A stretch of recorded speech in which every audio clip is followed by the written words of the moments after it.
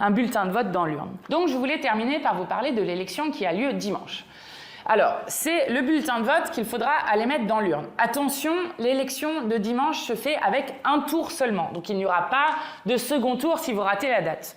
Pour tout le monde, c'est le 9 juin, sauf si vous vivez par exemple dans les Antilles, Guadeloupe, Martinique, en Guyane, ou encore par exemple en Polynésie française, où ça sera le 8 juin. Mais sinon, pour tout le monde, c'est dimanche 9 juin. Vous pouvez aller voter de 8h à 18h et dans les grandes villes jusqu'à 20h. Vous pouvez trouver facilement votre bureau de vote, vous avez juste à taper sur Google « Où est mon bureau de vote ?» Vous trouverez comme ça où est-ce que vous pouvez aller voter.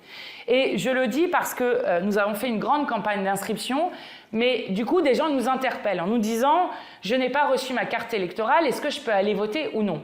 Oui, vous pouvez aller voter, il suffit d'une carte d'identité. Donc sont acceptées les cartes d'identité, les passeports, la carte vitale ou encore le permis de conduire. Si vous ne vous êtes pas inscrit spécifiquement sur cette élection européenne, mais que vous avez voté aux élections législatives ou aux élections présidentielles et que vous n'avez pas déménagé, vous êtes toujours inscrit. Donc il suffit là aussi d'aller avec votre carte d'électeur de la dernière fois et une pièce d'identité directement au bureau de vote à côté de chez vous. Il est très important de rappeler partout autour de vous, à vos amis, à vos voisins, à vos collègues, qu'ils peuvent utiliser ce bulletin de vote à la fois pour exiger le cessez-le-feu à Gaza et renforcer le camp de la paix contre les vats en guerre. Il est très important de rappeler à vos amis, collègues, familles qu'ils peuvent utiliser ce bulletin de vote pour défendre nos services publics et contre l'austérité, et surtout qu'ils peuvent utiliser ce bulletin de vote pour défendre nos droits collectifs que nous avons conquis de haute lutte.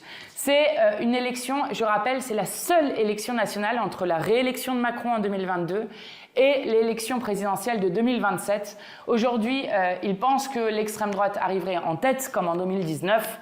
Je suis sûre qu'ils sous-estiment notre score, mais je vous le dis, puisque l'après-Macron se prépare dans cette élection, il est très important, alors qu'ils essayent de faire en sorte que personne n'aille aux urnes, que justement nous allions inonder partout les bureaux de vote avec nos bulletins pour préparer un autre avenir à notre pays.